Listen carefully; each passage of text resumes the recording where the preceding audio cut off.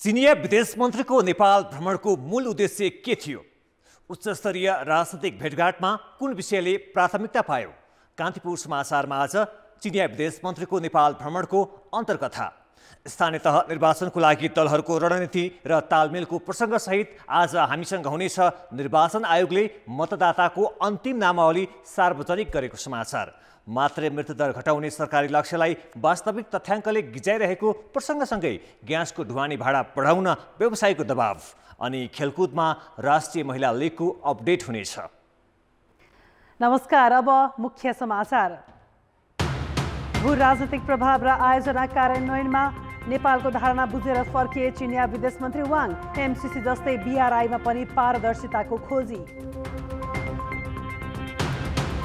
कांग्रेसका अधिकांश केन्द्रीय सदस्य चुनावी तालमेलको पक्षमा, निष्पक्ष र स्वतन्त्र काम गर्नुपर्ने निर्वाचन आयोग सत्ता पक्षको सेटिङमा चलेको एमालेको आरोप।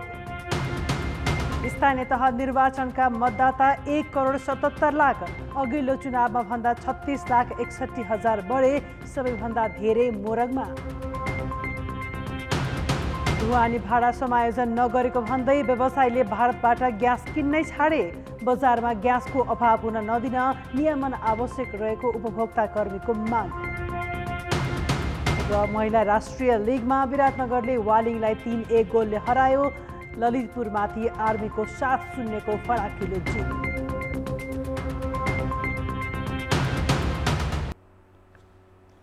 निर्वाचन आयोगले स्थानीय तह निर्वाचनका लागि अन्तिम मतदाता नामावली सार्वजनिक गरेको छ। आयोगले आज सार्वजनिक गरेको मतदाताको नामावलीमा 1,77,33,723 जना जम्मा मतदाताको सङ्ख्या छ।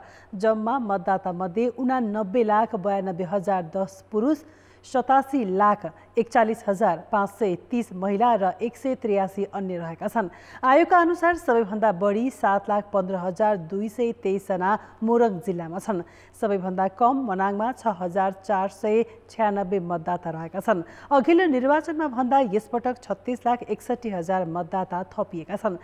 2074 सालको स्थानीय तह निर्वाचनमा 1,40,72,424 मतदाता थिए। आयोगले निर्वाचनको अघिल्लो दिनसम्म 18 वर्ष उमेर पुग्ने व्यक्तिले मतदान गर्न पाउने गरी नामावली सार्वजनिक गरेको हो। यस्तै आयोगले 10,756 मतदान स्थल रहने निर्णय गरेको छ। सम्बन्धित जुन राष्ट्रिय मान्यता प्राप्त नगरेका दलहरूलाई सम्बन्धित दलकै निर्वाचन चिन्ह दिँदा अब मतपत्रको साइज कस्तो हुन्छ, कतिवटा चिन्ह हुन्छन् भन्ने कुराको डिजाइन गर्न बाँकी छ। यो डिजाइन 1-2 दिनमा सम्पन्न भइसकेपछि मतपत्रको छपाई कार्य सुरु हुन्छ। आयोगले खरिदका लागि सबै सम्झौता गरिसकेको र सामग्री आउने क्रम पनि सुरु भएको जनाएको छ। नेपाली कांग्रेसको केन्द्रीय समिति बैठकमा अधिकांश सदस्यले स्थानीय तहको निर्वाचनमा गठबन्धन गरेर अगाडि बढ्नुपर्ने धारणा राखेका छन्। पार्टी कार्यालय ललितपुरमा आज बसेको केन्द्रीय समितिको बैठकमा अधिकांश सदस्यले स्थानीय तहको मत परिणाम आफ्नो पक्षमा पार्ने गरी आवश्यकताका आधारमा गठबन्धन गर्नुपर्ने धारणा राखेका हुन्। केन्द्रीय सदस्यको मनस्थिति अनुसार नै धेरै पालिकाहरूमा जित्ने गरी तालमेल अगाडि बढ्ने पार्टी प्रवक्ता प्रकाश शरण महतले जानकारी दिए। बढी सफलता हासिल गर्न कतिपय ठाउँमा समझदारी गरेर गठबन्धन गरेर पनि जानु पर्दछ भन्ने नै अधिकांश साथीहरूको मत छ। अब भोलिसम्म सबै साथीहरूले बोलिसकेपछि अनि त्यो कुन खाले मोडालिटीमा कस्तो खाले ढाँचामा त्यो जान्छ भन्ने कुराको पनि निर्क्योल केन्द्रीय समितिले लगाउँछ। त्यसकै आधारमा हामी आउने निर्वाचनमा प्रस्तुत हुन्छौँ। अस्ति शुक्रबारदेखि सुरु भएको कांग्रेस केन्द्रीय समितिमा केही सदस्यहरूले बोल्न भने बाँकी छ। केही सदस्यहरूले भने एक्लै जित्ने गरी चुनावमा जानुपर्ने भन्दै आएका छन्। पार्टी सभापति तथा प्रधानमन्त्री शेरबहादुर देउवाले अहिलेको सत्ता गठबन्धनसँग मिलेरै चुनावमा जाने पक्षमा छन्। प्रवक्ता महतले सबैको धारणापछि समझदारीकै आधारमा निष्कर्षमा पुग्ने बताएका छन्। अहिले केन्द्रीय सदस्यले जिल्लागत विवरण र सुझाव दिने क्रम जारी छ। बैठक भोलि पनि बस्दैछ। नेकपा एमालेका अध्यक्ष केपी शर्मा ओलीले निर्वाचन आयोगले सत्ता पक्षीय दललाई फाइदा पुग्ने गरी निर्णय गरेको आरोप लगाएका छन्। स्थानीय तह निर्वाचनको रणनीति तयार गर्न आज बसेको एमाले स्थायी समिति बैठकमा अध्यक्ष ओलीले एउटा दल विशेषलाई फाइदा पुग्ने गरी मतपत्रको रङ हरियो राखेको आरोप लगाए। उम्मेदवारी दर्ताको समय 2 दिन राखेकोमा पनि ओलीले असन्तुष्टि जनाएका छन्। बैठकले आफ्नो निर्णय सच्याउन आयोगसँग माग गरेको छ। निर्वाचन आयोगले मतपत्रको रङ परिवर्तन गर्ने र मनोनयनका लागि 2 दिनको समय दिने निर्णय गरेको छ। यो निर्णय सत्तारूढ दल विशेषलाई अनुकूल हुने गरी गरिएको छ भन्ने स्पष्ट छ। तसर्थ निर्वाचन आयोगको यो निर्णय अनुचित छ। यसलाई तत्काल सच्याउन हाम्रो पार्टी माग गर्दछ। एमाले चुनावी प्रतिबद्धता मस्यौदा तयारीका लागि केन्द्रदेखि पालिका स्तरसम्म नेता कार्यकर्ता सहभागी भर्चुअल बैठक चैत 16 गते गर्ने निर्णय गरेको छ।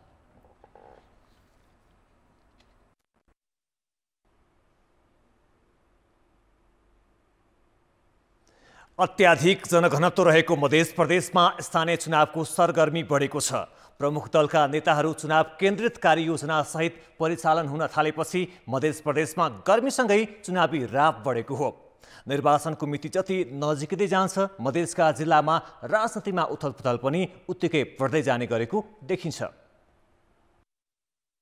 सबभन्दा बढी मतदाता रहेको मध्य प्रदेशमा राजनीतिक दलहरू चुनाव केन्द्रित भएका छन्। कुनै बेला मध्य प्रदेशमा सबैभन्दा बलियो पकड जमाएको सत्तारूढ दल नेपाली कांग्रेस कार्ययोजना सहित गाउँ-गाउँ पुग्न थालेको छ। सत्तारूढ अर्को दल माओवादी केन्द्रले पनि कार्यकर्ता प्रशिक्षण र गाउँ जागरण अभियानलाई तीव्रता दिएको छ।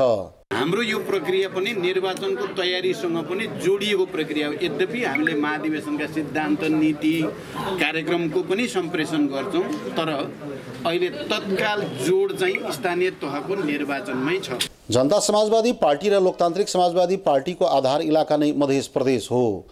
जसपा र लोसपा बीच चुनावी तालमेल भए चुनावको दृश्य फरक हुनेछ, तर दुवै पार्टीका नेताहरू बीच बढेको तिक्तताले तालमेलको संभावना भने न्यून छ। सरकार में जाने के बाद किसी प्रकार के गठबंधन की बात अभी पूरा नहीं हुआ है। इसमें हम लोग जो है अभी प्रवेश करने वाले हैं बातचीत में, लेकिन अभी तक जो है इस विषय को जो है नहीं उठाया गया है। एमाले विभाजन भएपछि बनेका नेकपा एकीकृत समाजवादीले पनि चुनावी अभियान सुरु गरेको छ।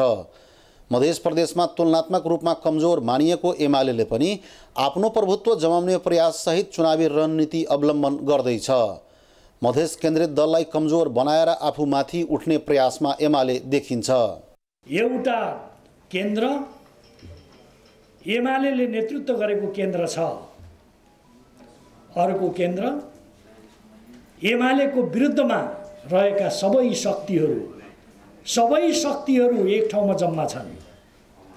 विचित्र छ। अहिले पछिल्लो समय मधेसमा जनमत बढाउन खोजिरहेको जनमत पार्टी पनि चुनावी एजेन्डा सहित गाउँ-गाउँ पुग्न थालेको छ। मधेस केन्द्रित दलहरूसँग असन्तुष्ट जनमत आफ्नो तर्फ पार्ने प्रयासमा जनमत पार्टी देखिन्छ। लफङ्गाहरूलाई, गुण्डाहरूलाई, घुसखोरलाई, घुसखोर खुवाउनेलाई लाएर टिकट दिने, जसले गर्दा गाउँको वातावरण जो सरकारले लक्ष्य लिएको थियो त्यो लक्ष्यतिर गइरहेको छैन। मध्य प्रदेशमा कुन पार्टीको जनमत कति बेला घट्छ वा बढ्छ भनेर भन्न सकिने अवस्था छैन। स्थानीय चुनावमा मध्य केन्द्रित दल आफैमा मत काटाकाट गर्न व्यस्त भए त्यसको लाभ कांग्रेस, एमाले र माओवादीलाई नहोला भन्न सकिन्न। 136 वटा स्थानीय तह रहेको मध्य प्रदेशमा जम्मा 215 वटा दल दर्ता भएका छन्। चुनावको रङ जति चढ्दै गएको छ त्यति नै टिकट पाउनका लागि पार्टी प्रत्याग र प्रवेशको क्रम पनि बढ्दो छ। कान्तिपुर समाचारका लागि क्यामेरामा ब्रिखेश यादवका साथ अनिल मिश्र, जनकपुर धाम, धनुषा। ब्रेकपछि समाचारमा पुनः स्वागत छ। नेपालमा मातृ मृत्युदरमा कमी देखिए पनि अपेक्षित सुधार हुन सकेको छैन। दिगो विकास लक्ष्य अनुसार नेपालले सन् 2030 सम्ममा प्रति 1 लाख आमाको मृत्युदर 70 भन्दा कममा सीमित गर्नुपर्नेछ। सन् 1989 देखि 1995 सम्ममा नेपालमा प्रति 1 लाखमा मातृ मृत्युदर 539 थियो। सन् 1999 देखि 2005 सम्म आउँदा 281 मा झरेको थियो। मातृ मृत्युदरलाई प्रति 1 लाखमा 415बाट 50% मा सीमित गरेपछि राष्ट्रसङ्घले सन् 2010 मा नेपाललाई सहस्राब्दी विकास लक्ष्य पुरस्कार MDG अवार्ड प्रदान गरेको थियो। तर पछिल्लो समय 2016 मा गरिएको सर्वेक्षणमा मातृ मृत्युदर प्रति 1 लाखमा 200 मा सीमित गर्ने लक्ष्य भए पनि 239 भन्दा कम हुन नसकेको देखिएको छ। यही स्थिति रहे नेपालले मातृ मृत्युदर घटाएर दिगो विकास लक्ष्य हासिल गर्न निकै चुनौती हुनेछ। केही प्रगति भए पनि अपेक्षित उपलब्धि हासिल गर्न कठिन रहेको विज्ञहरू बताउँछन्। दिगो विकास लक्ष्य हासिल गर्दै सन् 2030 सम्ममा मातृ मृत्युदर प्रति 1 लाख आमामा 70 मा झार्ने सरकारी लक्ष्य छ। तर दुर्गम हिमाली र पहाडी जिल्लाको त कुरै छाडौँ, सुगम मानिएको बाँकेमै मातृ मृत्युदरमा कमी आउन सकेको छैन। पछिल्लो 9 महिनामा मात्रै बाँकेमा 14 जना आमाले ज्यान गुमाएका छन्। सुविधा सम्पन्न अस्पताल भएको नेपालगञ्ज उपमहानगरपालिकामा मात्रै साउन यता सुत्केरी हुने क्रममा 6 जना महिलाले ज्यान गुमाए। बच्चा गर्भमा हुँदा भएका स्वास्थ्य जटिलता र सुत्केरी हुन समयमै अस्पताल नपुग्दा बाँकेमा 14 जना आमाले अकालमा ज्यान गुमाउनु परेको छ। मृत्यु हुनेहरूमा मधेसी र दलित समुदायका महिलाको संख्या बढी छ। पोषणको अवस्था, त्यसमाथि घरमा हुने जुन एउटा महिलामाथिको अलिकता भनौँ नि, त्यो समाज नै त्यस्तो भएको हुनाले सामाजिक र आर्थिकहरू सबै जोडिएका छन्। गत वर्ष बाँकेका विभिन्न अस्पतालमा 47 जना आमाले ज्यान गुमाए। तीमध्ये 25 जना बाँकेकै र 22 जना अन्य जिल्लाबाट आएकाहरू हुन्। लुम्बिनीका 12 जिल्लामध्ये बाँकेमा सबैभन्दा बढी मातृ मृत्युदर देखिएको छ। उहाँबाट आउँदाखेरि नै बिरामी चाहिँ एकदमै ढिलो हैन अन्तिम अवस्थामा आउने, जसले गर्दाखेरि हामीले यहाँ चाहिँ जति उनीहरूलाई सेवा दिए पनि बचाउन नसकेको अवस्था छ। सम्पूर्ण जानकारीहरू पनि लेखेर उही लोकल लेभलदेखि नै पठाएपछि पनि हामीलाई चाहिँ यहाँ केयर गर्न अलिक सजिलो हुन्छ। सरकारले मातृ र मातृ शिशु मृत्युदर कम गर्न भेरी अस्पतालमा मातृ शिशु मैत्री कार्यक्रम सञ्चालन गरेको छ। तर पनि पछिल्लो 9 महिनामा भेरी अस्पतालमा 10 जना भन्दा बढी आमाको ज्यान गएको छ। देशकै तथ्याङ्क हेर्ने हो भने नेपालमा 1 लाख आमामध्ये वर्षेनी 239 जनाको मृत्यु हुने गरेको छ। दिगो विकास लक्ष्य अनुसार सन् 2030 सम्ममा मातृ मृत्युदर 70 मा झार्नुपर्नेछ। तर बढ्दो मातृ मृत्युदरले सरकारी लक्ष्य र योजना 2030 सम्म पनि पूरा गर्न चुनौती देखिएको छ। कान्तिपुर समाचारका लागि सविता जीसी, नेपालगञ्ज, बाँके।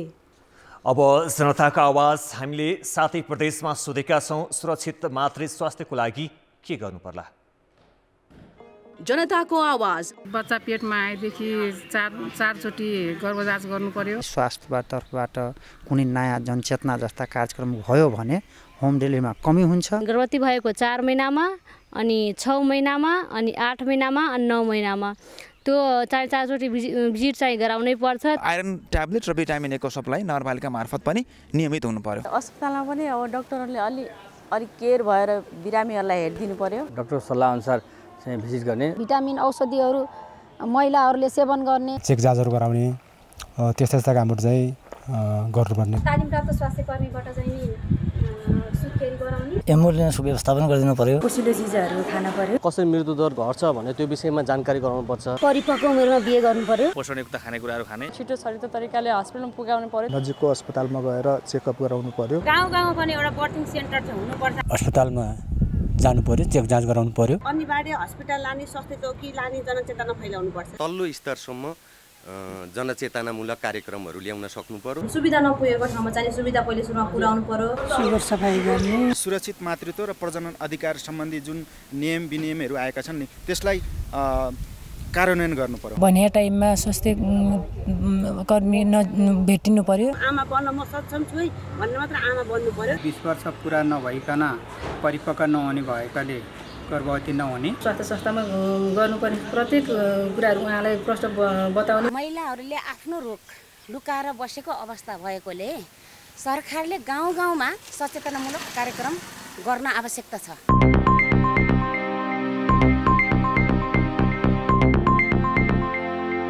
तीन दिने नेपाल भ्रमण सकेर चिनिया विदेश मन्त्री वाङ यी आज स्वदेश फर्किएका छन्। बेइजिङ फर्कनु अघि वाङले आजै राष्ट्रपति विद्यादेवी भण्डारी र प्रमुख दुई कम्युनिस्ट पार्टीका अध्यक्षसँग भेटवार्ता गरेका थिए। राष्ट्रपति भण्डारी र विदेश मन्त्री वाङ बीच झण्डै 1 घण्टा भएको भेटवार्तामा दुई देश बीचको सहकार्य र सम्बन्धका विषयमा कुराकानी भएको थियो। त्यस लगत्तै वाङसँगको भेटमा एमाले अध्यक्ष केपी शर्मा ओलीले बीआरआई अन्तर्गतका परियोजना छिटो अघि बढाउन र बन्द नाका खुलाउन आग्रह गरेका थिए।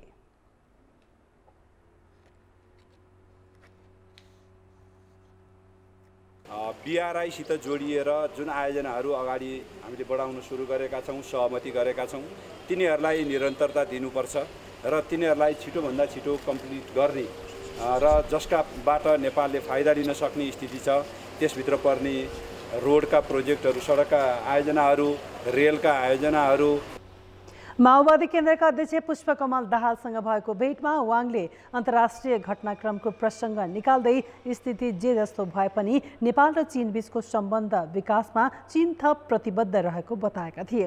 स्रोतका अनुसार वाङको आशय अमेरिकाको चीनप्रतिको नीति र एमसीसी प्रति लक्षित थियो। दाहालले चिनिया लगानीका परियोजना अगाडि बढाउनेदेखि चीनमा एमबीबीएस पढेका विद्यार्थीको समस्याबारे कुरा उठाएका थिए। त्यसलाई सन्तुलित गर्नको लागि त्यसमा एउटा सकारात्मक परिणामको निम्ति व्यापार नाकाहरूलाई नियमित गर्ने, सहजीकरण गर्ने र त्यसलाई सन्तुलित गर्नको निम्ति प्रयास बढाउने बारेमा हाम्रो तर्फबाट चर्चा गरियो।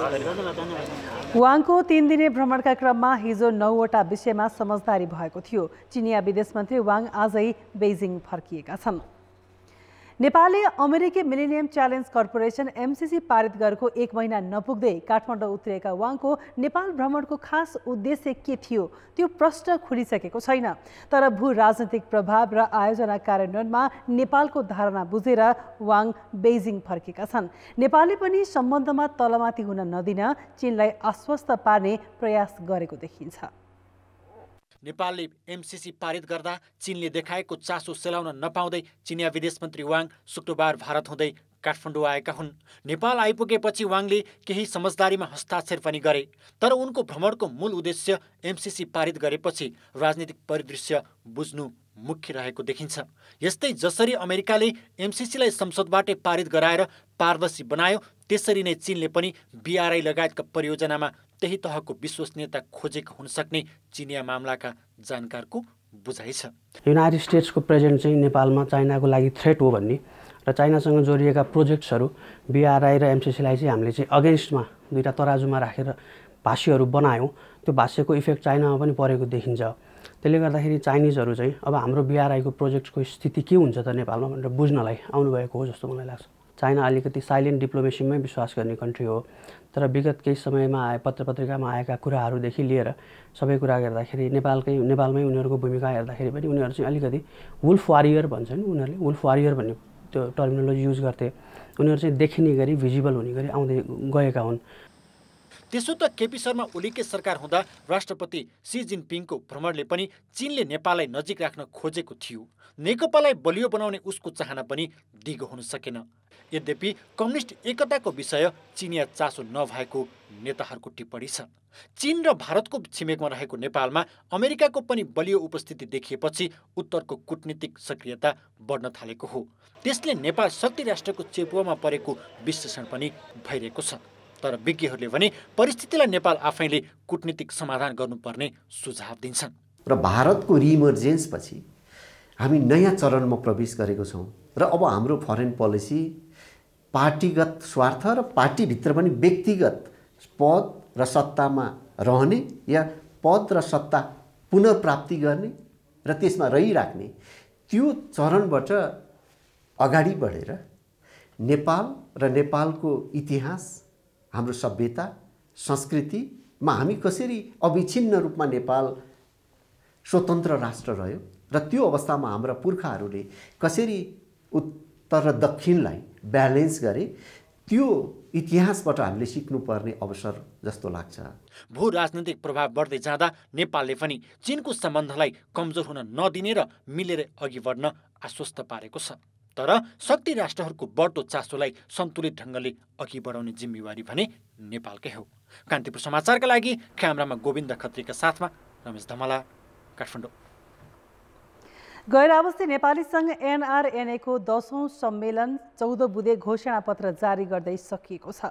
सम्मेलनको समापन कार्यक्रमलाई आज सम्बोधन गर्दै प्रधानमन्त्री शेरबहादुर देउवाले एनआरएनहरूलाई देशभित्र लगानी गर्ने वातावरण सरकारले बनाउने बताए।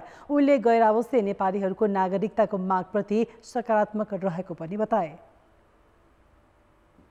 गैर आवासीय नेपालीहरूको लगानीलाई मुलुकको समृद्धि नवनिर्माणको खातिर उपयोग गर्न सरकारले विभिन्न नीतिगत तथा कानुनी कानुनमा सुधार गरी सहजीकरण गर्दै आएको छ। यसलाई आगामी दिनमा पनि क्रमशः सुधार गर्दै गैर आवासीय नेपालीहरूलाई सहज रूपमा लगानी गर्न सक्ने, लगानीको प्रतिफल उपयोग गर्न सक्ने वातावरण निर्माण गरिनेछ। गैर आवासीय नेपाली सङ्घका संस्थापक अध्यक्ष उपेन्द्र महतो र पूर्व अध्यक्ष जीवा लामिछानेले सङ्घभित्र विगतमा रहेका विवादलाई समाधान गर्दै एकजुट भएर अघि बढ्ने प्रतिबद्धता जनाएका छन्। 60 लाख नेपालीहरू विदेशमा जुन बसिरहेका छन्, 60 लाख नेपाली नै यो अभियानको अध्यक्ष हुन्। त्यसकारण यो 3 जना र 2 जना 1 जनामा चाहिँ केही फरक पर्दैनन्। हामी गैर आवासीय नेपालीहरूले देश समृद्धिको अभियानमा लागेका छौँ। त्यो समृद्धिको अभियानमा कुनै कमी हुने छैन। एउटै कुरा तपाईँले जुनसुकै गैर आवासीय नेपाली मित्रलाई सोध्नुहोस्, तपाईँको के मनसाय छ भनेदेखि देशलाई धनी बनाउने मनसाय छ, म देशलाई समृद्ध बनाउने सपना देखेको छु। यो कुरामा कसैमा पनि अन्तर नभएकोले विवाद छैन। एकता नै हाम्रो शक्ति हो, त्यसलाई शक्तिमा बदल्नुपर्छ अझै पनि।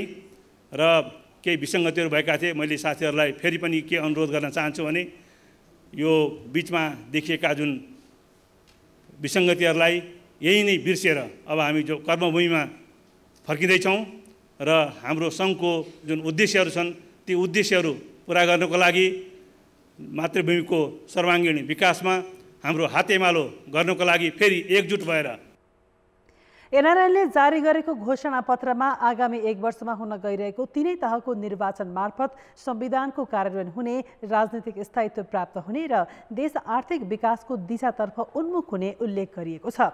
घोषणापत्रमा कोभिडका कारण थला परेको पर्यटन क्षेत्रलाई उकास्न नेपाल सरकार र पर्यटन बोर्डको सहकार्यमा 2 महिनाभित्र कार्ययोजना बढाएर अघि बढ्ने प्रतिबद्धता पनि जनाएको छ। तपाईले घरमा कुकुर, बिरालो लगायतका जनावर पाल्नु भएको छ वा हिँड्दा डुल्दा कतै त्यस्ता जनावरले टोकेको भए पनि हेलचक्राइ गरिरहनु भएको छ? यदि जनावरले टोकेर पनि व्यवस्था गरिरहनु भएको छ भने सचेत हुनुहोस्, किनकि त्यस्ता जनावरमा रेबिज रोग लागेको भए मानिसमा सर्न सक्छ। हेलचक्राइ गरी व्यक्तिको ज्यानै जान सक्छ। सरकारी तथ्याङ्क अनुसार नेपालमा वर्षेनी 100 जना भन्दा बढीको मृत्यु कुकुर, बाँदर लगायत जनावरको टोकाइबाट लाग्ने रेबिजका कारण हुने गरेको छ। तर यो अस्पतालहरूबाट प्राप्त प्रारम्भिक तथ्याङ्क मात्र हो। संख्या अझै बढी हुन सक्ने सरकारी अनुमान छ, जबकि रेबिजबाट हुने मृत्युलाई 100% रोक्न सकिन्छ। हाम्रो तथ्याङ्कले चाहिँ के देखाउँछ भने वर्षेनी चाहिँ 100 जना जतिको यसबाट मृत्यु हुन्छ भन्ने देखाउँछ। तर समस्या फेरि अलिकति यसको तथ्याङ्कमा पनि अलिकति समस्या छ। जुन व्यक्तिहरू बिरामी भएर आउनुहुन्छ, रेबिज रोग लागेको व्यक्तिहरू हुन्छ, उहाँहरूले जब थाहा पाउनुहुन्छ कि यसको उपचारहरू सम्भव छैन भनेपछि धेरै जस्तो व्यक्तिहरू चाहिँ अस्पतालहरूबाट चाहिँ मेडिकल एडभाइसको एगेन्स्टमा गइकन घरै लिएर जाने हामीले पनि परिपाटी पनि देखेका छौँ, जसले गर्दाखेरि यसको यकिन तथ्याङ्कहरू पनि त्यति राम्रो रूपमा चाहिँ हामीलाई उपलब्ध भएको हुँदैन। काठमाडौँको टेकु अस्पतालमा मात्र दैनिक 400 जनाको हाराहारीमा रेबिज विरुद्धको खोप लगाउन आउँछन्। यो अस्पतालमा मात्र वर्षेनी 50 जनाको रेबिजका कारण मृत्यु हुने गरेको छ। मानिसलाई जनावरको टोकाइले हुने समस्याबारे थाहा नहुनु, घरमा पालेको जनावरले टोके पनि केही हुँदैन भनेर हेलचक्राइ गर्नु र साधारण टोकाइ हो भनेर औषधि पसलमा गएर टिटानसको खोप लगाउने परिपाटीले रेबिजको समस्या देखिने गरेको चिकित्सक बताउँछन्। जति पनि हामीले रेबिज भएका बिरामीहरू हामी कहाँ देखेका छौँ, लगाएका छौँ, हामीलाई लाग्छ कतिपय मान्छेहरू चाहिँ मैले अघि नै भने जति सक्यो छिटो लगाउनु पर्छ भन्ने ज्ञान नभएर बिस्तारै लगाउन आउनेहरू छन्। कतिपय सबभन्दा नजिकको स्वास्थ्य जानकार भन्नु पर्यो त्यस्ता व्यक्तिहरू कहाँ पुग्छन्, औषधि पसलमा पुग्छन्, उहाँहरूले हेर्नुहुन्छ, सायद उहाँहरूलाई लाग्दैन होला यसलाई एन्टी रेबिज भ्याक्सिन लगाउनु पर्दैन भनेर, अनि सानो घाउ देख्नुहुन्छ, टिटानसको सुई लगाउनुहुन्छ, पठाउनुहुन्छ। त्यो कारणले गर्दाखेरि रेबिजको जुन एन्टी रेबिज भ्याक्सिन लगाउन ढिलो भएको कारणहरूले त्यो रेबिज रोग लागेका मानिसहरू देखिने गरेका छन्। रेबिज विरुद्धको खोप सरकारले निशुल्क दिने गरेको छ। कुनै पनि जनावरले टोकेपछि यो खोप जतिसक्दो छिटो लगाउनु पर्ने हुन्छ। खोप लगाएकै छैन र रेबिज लागेको जनावरले टोकेको रहेछ भने 1 देखि 2 महिनामा रेबिजको लक्षण देखिने सम्भावना हुन्छ। रेबिज देखिसकेपछि बिरामीलाई बचाउन सकिँदैन। कान्तिपुर समाचारका लागि क्यामेरामा विकास जोशीका साथ कृपाल गौतम, काठमाडौँ। अर्थ र विकास। खाना पकाउने ग्यास बोक्ने सवारी साधनको ढुवानी भाडा बढाउनु पर्ने माग गर्दै उद्योगीहरूले एक साता यता भारतीय आयल निगमसँग ग्यास खरिद गरेका छैनन्। सरकारी कम्पनी बाहेक अन्यले ग्यास खरिदको पिडिओ नउठाएको नेपाल आयल निगमले जनाएको छ। पिडिओ किन्ने उद्योगीलाई ढुवानीकर्ता र अन्य व्यवसायहरूले असहयोग गरेको समेत निगमले जनाएको छ। गर्मी मौसममा भारतीय आयल निगमसँग दैनिक 70 देखि 80 गाडी ग्यास खरिद हुने गरेकोमा अहिले साल ट्रेडिङले मात्र खरिद गरेको छ। ग्यास आपूर्ति नै रोकेका उद्योगीहरूले विक्रेतालाई दिने कोटा घटाएका छन्। यता उपभोक्ता ग्यासको सब्सिडीमा लागेको विक्रेताले बताए। खपत कम भएपछि आपूर्ति चाहिँ कम भयो भन्नु अब अलिकति कोटा कमै भएको हो। कम भएपछि अलिअलि लाइन राखेर दिने त स्वाभाविकै भइहाल्यो। अनि कोटा कम भनेको बुझाइदिनु न। यस्तो हो, अब जस्तै तपाईँलाई चाहिँ दिनमा एउटा डिलरले दैनिक चाहिँ 60 देखि 70 वटा ग्यास बेच्छ भने उसले 40 वटा मात्रै पायो भने त 30 जनाको त लाइनै भइहाल्यो। अनि तिनीहरूले त अर्को जोडीमा पालो गर्ने हो। त्यस्तो लामो लाइन हो र हप्ता दिनसम्म त्यस्तो बेसी जाने लाइन त होइन। यसैबीच उपभोक्ता कर्मीले अत्यावश्यक वस्तुको बिक्री वितरणमा हडताल गर्ने विरुद्ध कानुनी कारबाही गर्नुपर्ने माग गरेका छन्। अप्ठ्यारो पारेर अनि पैसा असुल गर्ने कुरा भयो। यो अप्ठ्यारो पारेर जनतालाई अप्ठ्यारो पारेर त्यसो भने त्यो सिनेमाको भिलेन जस्तो गरेर नागरिकलाई अप्ठ्यारो पारेर जुन स्वार्थ लिन्छ नि, ठ्याक्कै त्यही स्थिति बन्यो। त्यो चाहिँ के छ भने गर्न अनुचित छ र तत्कालै के छ भने कानुनी दायरामा ल्याउनु पर्यो। अहिले त के देखियो भन्दा जसले गलत काम गर्यो उही ठुलो देखियो क्या। अहिले के हो भने ग्यास व्यवसायहरू पनि म उठाउन्न भन्दै पुग्ने। 20 फागुनमा पत्रकार सम्मेलन गर्दै व्यवसायीहरूले डिजलको मूल्य बढेको भन्दै तत्काल ढुवानी मूल्य बढाउन माग गरेका थिए। ढुवानी भाडा बढाए ग्यासको मूल्य थप बढ्ने भन्दै वाणिज्य मन्त्रालयले पर्खन व्यवसायीहरूलाई आग्रह गर्दै आएको थियो। प्रति सिलिन्डर ग्यास 1575 रुपियाँमा बिक्री गर्दा अहिले निगमले 665 रुपियाँ घाटा रहेको बताएको छ। अहिले मुलुकभर 55 वटा ग्यास उद्योग छन्। अब जनमतको अन्तिम परिणाम। जनमतमा हिजो हाम्रो प्रश्न थियो, एउटै शैक्षिक संस्थाले नियम विपरीत 2 फरक निकायका शैक्षिक कार्यक्रम सञ्चालन गर्नुलाई के भन्नुहुन्छ? ए सञ्चालकको दादागिरी, बी आर्थिक चलखेल र सी निगमको नियमनको अभाव। जनमतको अन्तिम परिणाम यस्तो छ, ए सञ्चालकको दादागिरीमा 41%, बी आर्थिक चलखेलमा 19% र सी नियमनको अभावमा 40% मत प्राप्त भएको छ। अब जनमतमा आजको प्रश्न। जनमत। आज हाम्रो प्रश्न छ, अत्यावश्यक वस्तुको ढुवानी रोक्ने व्यवसायीमाथि कारबाही नहुनुलाई के भन्नुहुन्छ? ए निरीह सरकार, बी व्यवसायको दादागिरी र सी सिन्डिकेटको परिणाम। जनमतको अन्तिम परिणाम भोलि साँझ 8 बजेको कान्तिपुर समाचारमा प्रसारण गर्नेछौँ। कृपया NAWS news space A B वा C टाइप गरी 34001 मा SMS गरी आफ्नो मत व्यक्त गर्नुहोला। खेलकुद समाचार। कान्तिपुर खेलकुद समाचारमा स्वागत छ। राष्ट्रिय महिला लिगमा आज भएका खेलमा विराटनगर महानगरपालिका र विभागीय टोली त्रिभुवन आरबी फुटबल क्लब विजयी भएका छन्। चितवनको भरतपुरमा भएको खेलमा विराटनगर महानगरपालिकाले वालिङ नगरपालिकालाई 3-1 गोल अन्तरले पराजित गर्यो।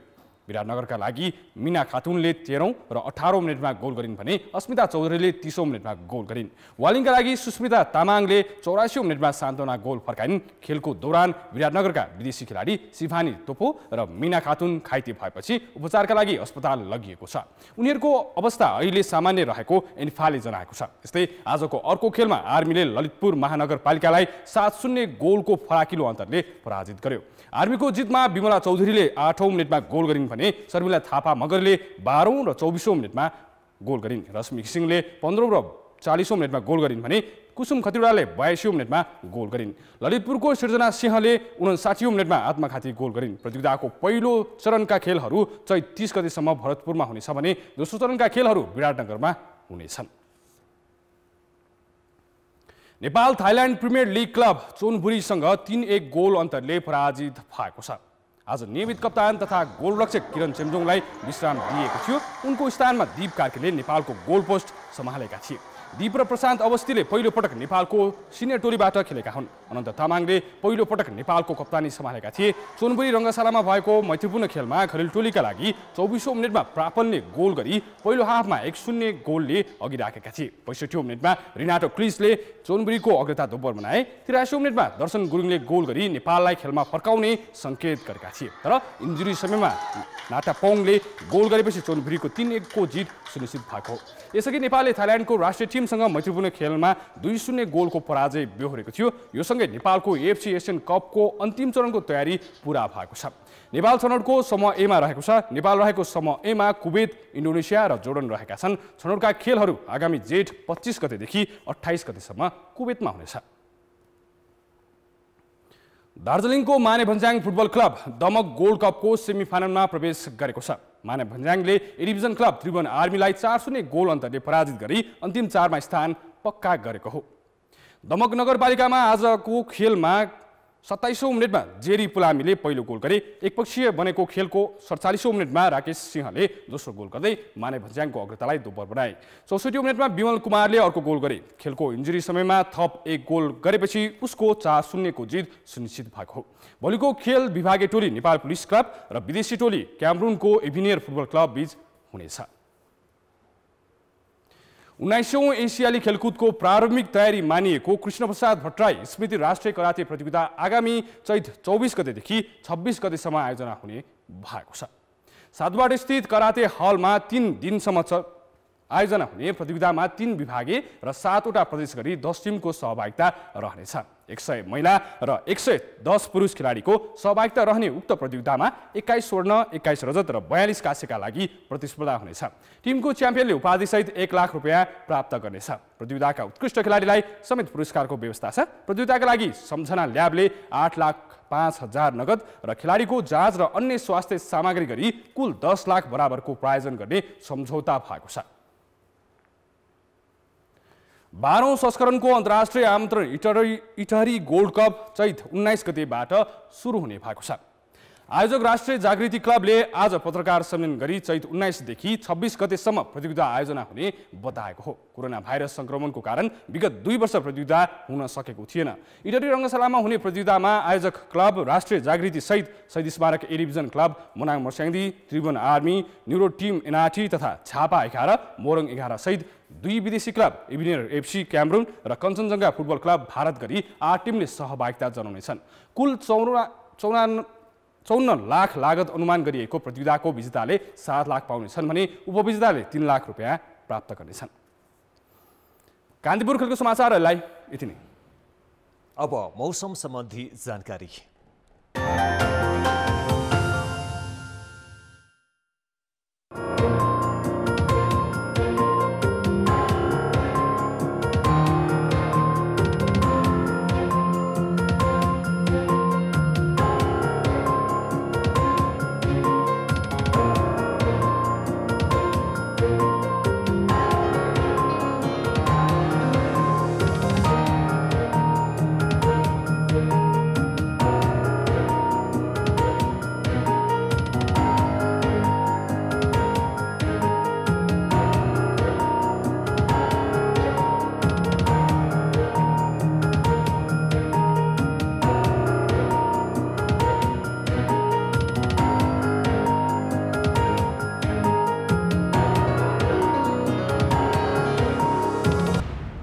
समाचार अहिलेलाई सकियो। कान्तिपुर टेलिभिजन हेर्दै गर्नुहोला। नमस्ते।